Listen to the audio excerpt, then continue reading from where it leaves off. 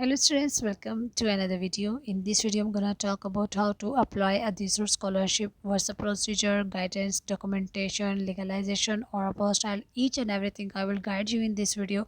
So watch that video until then. If you are new on my channel, please subscribe my channel. बात करते हैं यहाँ पे कौन कौन से स्टूडेंट्स अप्लाई कर सकते हैं। सबसे पहले जो है मास्टर बैचलर और पीएचडी के स्टूडेंट यहाँ पे अप्लाई कर सकते हैं। अदीसर स्कॉलरशिप पे जो यूनिवर्सिटीज़ आती हैं और यहाँ पे कौन कौन अप्लाई कर सकता है, सारी चीज़ों को डिस्कस करती हूँ वन बाय वन। यहाँ पर master degree, bachelor, PhD, foundations courses वाले स्टूडेंट अपने लिए स्कॉलरशिप को अप्लाई कर सकते हैं। मेक श्योर कि यहाँ पे आपका पहले यूनिवर्सिटीज़ के अंदर एडमिशन सिक्योर हो चुका है, तो आप यहाँ पे अप्लाई कर सकते हैं, अदरवाइज़ आप एलिजिबल नहीं है। यहाँ पे जो यूनिवर्सिटीज़ आती हैं, यहाँ पे आपको स्क्रीन के ऊपर लिस्ट नज़र आ रही होगी। यहाँ पे यूनिवर्सिटी ऑफ फेडरिको टू है, पैथरनॉपी यूनिवर्सिटीज़ हैं, काफ़ी सारी यूनिवर्सिटीज़ हैं जिसको जहाँ जहाँ आपका रेलिवेंट आप यूनिवर्सिटी को देख सकते हैं, जहाँ पर भी आपका एडमिशन हुआ होगा यहाँ पे ये आप जो है वो अप्लाई कर सकते हैं। और इसके बाद आपको जो डॉक्यूमेंटेशन चाहिए, और काफ़ी सारे स्टूडेंट्स को ईज़े का जो है वो प्रॉब्लम आ रहा है कि हमने कैसे ईज़े बनवाना है, किस तरह से वहाँ पे बनवाना है, लीगलाइजेशन करवानी है या पोस्ट आई करवाना है। मैं वीडियो के एंड में आपको ये सारी चीज़ें डिस्कस करूँगी ताकि आपको आपकी जितनी भी कन्फ्यूजन है वो आपकी जो है वो रिमूव हो जाए और आप इजीली अपने डॉक्यूमेंटेशन को जो है वो यहाँ पे कंप्लीट कर सकें। और सबसे पहले यहाँ पे जो डॉक्यूमेंट्स चाहिए होंगे, आपको चाहिए होगा एफआरसी, इनकम सर्टिफिकेट, और इसके अलावा जो है वो नो प्रॉपर्टी सर्टिफिकेट।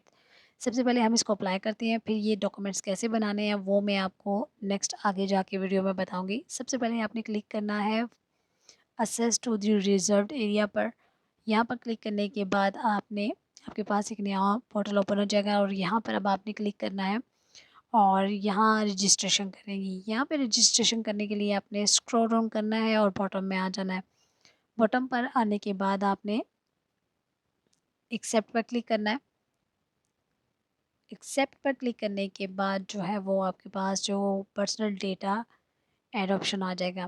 तो यहाँ पे आपने पर्सनल डेटा यहाँ पे एंटर करना है, अपने फर्स्ट नेम, सर नेम, अपनी डेट ऑफ बर्थ, सारी चीज़ों को वन बाय वन जो है वो फिल करना है। तो इसको मैं आपको एक रैंडम डेटा के साथ फिल करके भी दिखाती हूँ।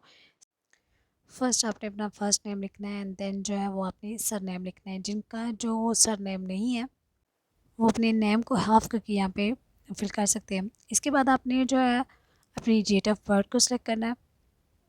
जो भी आपकी डेट ऑफ बर्थ है आपने यहाँ सेलेक्ट करनी है। तो मैं यहाँ पे एक रैंडम डेटा जो है वो फिल करने जा रही हूँ।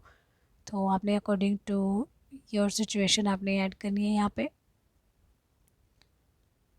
इसके बाद आपने कंट्री ऑफ बर्थ को सेलेक्ट कर लेना है। जिस कंट्री से आप बिलोंग करते हैं वो यहाँ आप सेलेक्ट करेंगे। यहाँ पर बर्थ कंट्री को सेलेक्ट करने के बाद आपने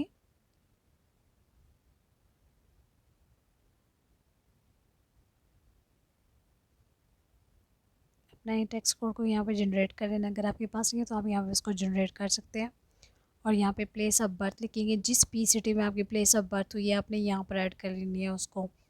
उसके बाद आपने यहाँ ईमेल एड्रेस जो भी आपने प्री इनरोलमेंट के टाइम यूज़ किया वो भी कर सकते हैं और न्यू भी कर सकते हैं, कोई इशू नहीं है यहाँ पे। उसके बाद आपने आफ्टर यू पर क्लिक कर देना है और नेक्स्ट पेज पर आ जाएंगे। नेक्स्ट पेज पर आपने अब रेजिडेंस डिटेल्स लिखनी है, जिस कंट्री से भी आप बिलोंग करते हैं, जहाँ पे आप रह रहे हैं वो सारी डिटेल्स यहाँ पे ऐड करेंगे। तो सबसे पहले मैं यहाँ पे कंट्री में सिटीजनशिप जो भी है जिस कंट्री की आप यहाँ पे सेलेक्ट करेंगे एंड देन उसके बाद जो है वो आपने कंट्री नेम को सेलेक्ट करेंगे जो कि आपकी नेशन होगी एंड देन फिर आपने ऑटोमेटिकली ये फिल हो जाएगा। और यहाँ अब आपने फ्रैक्शंस के ऊपर जो है वो आपने अपनी सिटी का नाम लिखना है जहाँ से भी आप बिलोंग करते हैं, जिस सिटी से बिलोंग करते हैं। नेक्स्ट एड्रेस में जहाँ अगर आप विलेज से करते हैं, टाउन से करते हैं, किसी सिटी से करते हैं तो वो आपने यहाँ सेलेक्ट कर लेना है। ठीक है, तो मैं यहाँ पे एक रैंडम जो है वो सेलेक्ट कर लेती हूँ ताकि फॉर्म को फिल करने में थोड़ा सा हमारे लिए ईजी हो जाए। तो आपका जो भी है, टाउन है, सिटी है, विलेज है, जो भी है आपकी जो भी जिस भी एरिया के अंदर आप रहते हैं उससे जो भी आपका रेलिवेंट आप यहाँ पे ऐड कर लीजिएगा। और उसके बाद यहाँ आपने अपना होम एड्रेस लिखना है जहाँ पर आप रह रहे हैं। ठीक है, और अगर आपको नहीं पता तो आप सिटी नेम लिखकर उसके आगे पाकिस्तान लिखते हैं तो भी ये एक्सेप्टेबल है, इसमें कोई इशू नहीं है। उसके बाद अगर आपके पास स्ट्रीट नंबर नहीं है तो आप 0 0 कर दें, और उसके बाद हाउस नंबर नहीं है तो भी आप 0 0 करके इसको जो है वो लीव कर सकते हैं। इसके बाद आपने ज़िप कोड लिखना होगा। ज़िप कोड लिखने के बाद आपने जो है वो फ़ोन नंबर लिखना है, एंड देन उसके बाद आपने अपने एड्रेस की कंफर्मेशन करनी है। अगर डिफरेंट है तो आप येस करेंगे, नो करेंगे, और अगर आपका सेम ही है तो आप येस करेंगे और उसके बाद आफ्टर यू पर क्लिक कर देंगे। नेक्स्ट ऑप्शन पर आने के बाद अब आपने अपने डॉक्यूमेंट्स की डिटेल्स यहाँ पे लिखनी है। सबसे पहले पासपोर्ट को अपलोड करना है और उसके बाद आपने डॉक्यूमेंट्स की सारी डिटेल्स लिखनी है जो भी पासपोर्ट के ऊपर है, पासपोर्ट नंबर, किस अथॉरिटी ने आपको सेंड किया है, उसके बाद जो है उसका किस सिटी से बिलोंग करते हैं, एक्सपायरी डेट, इशू डेट, वो सारी ऐड करने के बाद आपने यहाँ अपलोड करना है अपना पासपोर्ट, और उसके बाद आप आफ्टर यू पर क्लिक करेंगे और उसके बाद नेक्स्ट जो ऑप्शन आ जाएगा वो आ जाएगा आपके पासवर्ड क्रिएटिंग का। तो यहाँ पे आपने एक स्ट्रॉन्ग पासवर्ड क्रिएट कर लेना है और उसके बाद जो है वो कंफर्मेशन पासवर्ड पे क्लिक करके इसको अपने पासवर्ड रीटाइप करना है और उसके बाद आफ्टर यू पर क्लिक करेंगे। इस तरह से आपकी जो रजिस्ट्रेशन है वो कंप्लीट हो जाएगी। अब हम क्लिक करेंगे आफ्टर यू पर, और आफ्टर यू पर क्लिक करने के बाद दोबारा हम उसी पोर्टल पर आ जाएंगे जहाँ पर हमने प्रोसेस स्टार्ट किया था। लॉगिन पर आप क्लिक करेंगे और लॉगिन पर क्लिक करने के बाद आपने साइन इन करना है, आपने अपना टेक्स्ट कोड यहाँ पे ऐड करना है और उसके बाद साइन इन करेंगे। इसके बाद अब आपके पास ऑप्शन आ जाएगा ऑनलाइन एप्लीकेशन फॉर स्कॉलरशिप, तो इसके ऊपर आप करेंगे क्लिक और ये ओपन हो चुकी है। और यहाँ पर क्लिक करने के बाद नेक्स्ट हमारे पास फॉर्म ओपन हो जाएगा। नेक्स्ट फॉर्म को अब आपने जो हमने ऑलरेडी फिल किया हुआ है, इस फॉर्म को आपने ना चेक कर लेना है, ठीक है। अगर आपको कुछ री एडिट करना है तो आप कर सकते हैं, अदरवाइज़ आपने इसको स्किप कर देना है। अच्छा, यहाँ पे आपके पास पैक ईमेल नहीं है तो आपने जो पहले से ही ईमेल ऐड किया है उसको यहाँ पे आप पेस्ट कर सकते हैं और उसके बाद आपने सेव एंड कंटिन्यू पर क्लिक कर देना है। और नेक्स्ट हमारे पास जो फॉर्म आ जाएगा उसको आपने दोबारा से रीचेक कर लेना है, और रीचेक करने के बाद आपका यहाँ पे अगर डेटा आपको री एडिट करना है तो आप कर सकते हैं और उसके बाद आप सेव एंड कंटिन्यू पर क्लिक कर देंगे। इसी तरह जितना भी डेटा हमने फिल किया वो हमारे पास एक बार फिर जो है वो री एडिट के लिए आएगा। अगर आपको कुछ भी चेंज करना है आप कर सकते हैं, अदरवाइज़ उसको सेव एंड कंटिन्यू पर क्लिक करते जाएंगे। अब जो फॉर्म हमारे पास आएगा आपने इसको एक बार जो है वो रीड आउट कर लेना है। इसके बाद आपने फर्स्ट ऑप्शन पर क्लिक करना है और उसके बाद आपने स्क्रॉल डाउन करना है, और स्क्रॉल डाउन करने के बाद आप यहाँ पर आकर अपनी जो है, अच्छा ये बाकी जो डिस्क्रिप्शन लिखी हुई है ये वो उन स्टूडेंट्स के लिए है जो कि एक तो ईओ के अंदर है या फिर वो सेकेंड ईयर के लिए अप्लाई कर रहे हैं। तो यहाँ पर अब आपने अपनी यूनिवर्सिटी को चेक करना है जिस यूनिवर्सिटी में आपका एडमिशन जो है वो हो चुका है। मेक श्योर कि आपका एडमिशन हो चुका है तो यहाँ पे अप्लाई कीजिएगा, अदरवाइज़ आपकी ये आप एलिजिबल नहीं होंगे और आपकी को ये स्कॉलरशिप जो है वो ग्रांटेड नहीं की जाएगी, ठीक है। बाकी चीज़ों को आपने स्किप कर देना है और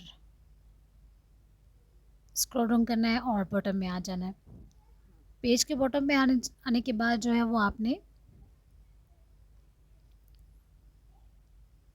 सेव एंड कंटिन्यू पर क्लिक करना है और इसके बाद जो है वो नेक्स्ट ऑप्शन पर आ जाना है। यहाँ पर अब आपने कुछ भी क्लिक नहीं करना, आपने जस्ट सेव एंड कंटिन्यू पर क्लिक करना है और इसके बाद नेक्स्ट पेज पर आ जाएंगे। नेक्स्ट पेज पर आने के बाद आपके पास जो फॉर्म ओपन होगा यहाँ पे आपने इसको रीड आउट करना है, आई डिक्लेयर। अगर आप में से किसी को डिसेबिलिटी है या कोई भी प्रॉब्लम इस तरह की है तो आप यहाँ पे इसको ऐड कर सकते हैं, उसकी कंडीशन को ऐड कर सकते हैं, अदरवाइज नो। यहाँ पे सारे ऑप्शंस को नो करना है और लास्ट वाले ऑप्शन को येस करने के बाद आपने सेव एंड कंटिन्यू पर क्लिक करना है। और इस पेज पर आने के बाद अगर इस पेज पर अगर आप टिक करेंगे तो आपके पास यहाँ हाउस कॉन्ट्रैक्ट जो है वो मांगेंगे। अगर आप सेकेंड ईयर की स्टूडेंट्स हैं और यहाँ पे ऑलरेडी आप जो है वो अप्लाई कर चुके हैं तो फिर आप यहाँ पे हाउस की जो डिटेल्स हैं यहाँ पे ऐड कर सकते हैं। कॉन्ट्रैक्ट ही जो फर्स्ट टाइम अप्लाई कर रहे हैं उनको इन चीज़ों की ज़रूरत नहीं है, वो यहाँ पे जो है वो टिक नहीं करेंगे, यहाँ पे कोई भी मार्क जो है वो नहीं ऐड करेंगे। आपने विदाउट मार्क जो है वो यहाँ पर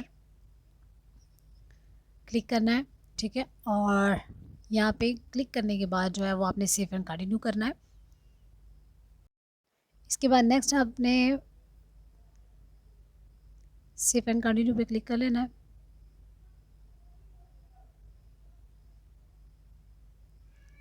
और नेक्स्ट यहाँ पर अब आप जो है ना यहाँ जो आपने सेलेक्ट करना है, अगर तो आप स्टेटलेस हैं या रेफ्यूजी हैं या फिर कोई भी आपकी कंडीशन है आप उसको सेलेक्ट कर लीजिएगा। लेकिन जो अगर आप फर्स्ट टाइम है और इंटरनेशनल स्टूडेंट है तो आपने अब्रॉड को क्लिक करना है और उसके बाद सेव एंड कंटिन्यू पर क्लिक कर देना है। नेक्स्ट अब आप यहाँ पे आई डिक्लेयर पे जो है वो आपने सारे ऑप्शन यहाँ पे आपने फर्स्ट ऑप्शन पर आपने जो है वो येस करना है और सेकंड वाले ऑप्शन को जो है वो आपने नो करना है और उसके बाद नीचे आ जाना है। अब यहाँ पर आपने ईज़ी की डिटेल्स डालनी है। ईज़ी आपका तभी बनेगा जब इटली पहुँच जाएंगे आपके डॉक्यूमेंट्स, ठीक है। और उससे पहले आप जो है यहाँ पे ईज़ी की डिटेल्स आपके पास नहीं है तो आपने हर ऑप्शन में 00 लिख कर इसको फिल कर लेना है। अब ईज़ी क्या होता है, ईज़ी जो होता है वो आपकी टोटल जो आपकी इनकम होती है फैमिली की उसको वैल्यूएट किया जाता है कि आपकी जो टोटल एसेट्स हैं और आपकी जो टोटल इनकम है एनुअल, अगर उसके मुताबिक ये कम है, ठीक है, तो आपको ये स्कॉलरशिप ग्रांट कर देते हैं। ठीक है, इसकी वैल्यूएशन होती है कि ये बंदा एलिजिबल है या नहीं। एक सर्टिफिकेशन होती है जो आपके रीजन ऑफिस को सेंड कर दी जाती है और जिस पे ये होता है कि आपको स्कॉलरशिप मिल जाती है। इसको अब करना कैसे होता है, आपको लीगलाइजेशन डॉक्यूमेंट्स करवाने होते हैं या पोस्ट हाई करवाने होते हैं। लेकिन जिन स्टूडेंट जो है वो कंपानिया यूनिवर्सिटी के अंदर, नेपलिस यूनिवर्सिटी के अंदर या इस रीजन के अंदर आते हैं, स्कॉलरशिप के अंडर आते हैं, उन स्टूडेंट्स को बिल्कुल भी इन चीज़ों की ज़रूरत नहीं पड़ती। आपको जस्ट मोफा से अटेस्टेशन करवानी होती है, सिंपल। इसके अलावा आपको कोई भी मज़ीद पोस्ट हाई या लीगलाइजेशन की ज़रूरत नहीं होती। अब आप जब पहुँचेंगे तो आपके इसके डॉक्यूमेंट्स हैं वो 31 मार्च तक आप यहाँ पर सबमिशन करवा सकते हैं बाय हैंड। ठीक है, तो इसके लिए आपको परेशान होने की ज़रूरत नहीं है। बाकी स्टूडेंट्स को जो है वो ड्यू लाइन से पहले ही जो है वो सबमिशन करवानी होती है, लेकिन इस रीजन के स्टूडेंट्स के लिए ये फैसिलिटीज़ हैं। आप 31 मार्च तक जो है वो 2026 तक आप इनको सबमिशन करवा सकते हैं। इसके लिए आपको जो डॉक्यूमेंट्स चाहिए होंगे वही वाले जो है वो आपको चाहिए होगा, फर्स्ट चाहिए होगा, और उसके अलावा जो है वो आपको लो इनकम सर्टिफिकेट चाहिए होगा जो कि आपने एफिडेविट के ऊपर बनवाना होगा। ठीक है, और नो प्रॉपर्टी सर्टिफिकेट भी आपको एफिडेविट के ऊपर ही बनवाना होगा। अगर नहीं है तो अगर आपके एफपीआर वाले आपको बना के दे देते हैं तो वेल एंड गुड, नहीं तो फिर आपका एफिडेविट ही यूज़ होगा एज आ जो है वो इनकम सर्टिफिकेट और नो प्रॉपर्टी सर्टिफिकेट। तो ये थोड़ा इसका प्रोसीजर था जो कि बहुत इजी है बाकी यूनिवर्सिटीज़ और बाकी रीजन की निस्बत। तो आप यहाँ पर इजीली अपने जो है वो फॉर्म फिलिंग कर लें और इसके बाद जब आपको वीज़ा मिल जाएगा आप बाय हैंड जो है वो पर फतूरा जो होता है वो होता है पुलिस स्टेशन, वहाँ से इसकी अटेस्टेशन होती है। और जैसे हमें अपने पुलिस स्टेशन से कोई भी चीज़ें जो है अटेस्टेड करवानी हो तो हमें जाना होता है, इसी तरह इस डॉक्यूमेंट को वहाँ से भी करवाना होता है। ठीक है, और अगर आप चाहें तो यहाँ से लीगलाइजेशन नहीं करवाएं, आप यहाँ पे अटेस्टेशन ना करवाएं, वहाँ पे जाके आप अटेस्टेशन करवा के इनको सबमिशन करवा सकते हैं। तो बेहतर यही है कि आप पाकिस्तान या जिस भी कंट्री में रह रहे हैं आपने वहाँ से करवानी है। ठीक है, उसके बाद अब आप आ जाते हैं फॉर्म की तरफ। सेफ एंड कंटिन्यू पर आने के बाद आपने ये आपकी फ़ाइल जो जितनी भी आपने फ़िल की थी, ये सारे ऑप्शंस हैं। ठीक है, ये सारे पॉइंट्स हैं जो आपने फ़िल करने थे और हमने ऑलमोस्ट इस वीडियो के अंदर ये सारी चीज़ें जो हैं वो कवर अप कर ली हैं। और ईज़ी की जो डिटेल्स है वो आपको जब मिलेगी तो आप इसको री एडिट करके या फिर जो रीजन है वो ख़ुद ही इसको एडिट कर लेगा। ठीक है, इस तरह से अब आपने कंफर्म पर जो है वो क्लिक करना है और कंफर्म पर क्लिक करने के बाद आपकी जो फॉर्म होगा वो सबमिट हो जाएगा। ठीक है, अब आप हो गए हैं अब सेफ़। अब आपने डॉक्यूमेंटेशन को रेडी करना होगा और उसके बाद जो है यहाँ आप क्लिक करेंगे रिसीव एप्लीकेशन पे। ठीक है, यहाँ पर अब जब आपने जो फॉर्म फिल किया होगा 24 घंटे के अंदर जो है यहाँ पर एक पीडीएफ फाइल हो जाती है जिसको आप डाउनलोड करके अपनी एप्लीकेशन फॉर्म के साथ जो है वो, यानी कि एप्लीकेशन डॉक्यूमेंट्स के साथ जो है जो आपने सबमिशन करवानी है उनके साथ अटैच कर सकते हैं। तो ये सारा प्रोसीजर इसका था अप्लाई करने का और डॉक्यूमेंटेशन का। अगर किसी तरह भी क्यूरी है तो आप मुझे जो है वो कॉन्टैक्ट कर इंस्टा पर कॉन्टैक्ट कर सकते हैं। और लास्ट में ये कहूँगी, प्लीज़ मेरे चैनल को सब्सक्राइब, लाइक और वीडियो को किया करें और शेयर किया करें, और मुझे आपकी सपोर्ट की ज़रूरत है। इसके अलावा अगर आपको कोई प्रॉब्लम आ रही है किसी भी तरह की तो आप मुझे इंस्टाग्राम के ऊपर जो है वो रब्ता कर सकते हैं और डिस्क्रिप्शन लिंक दिया है, मुझे अपलोड कर सकते हैं आप।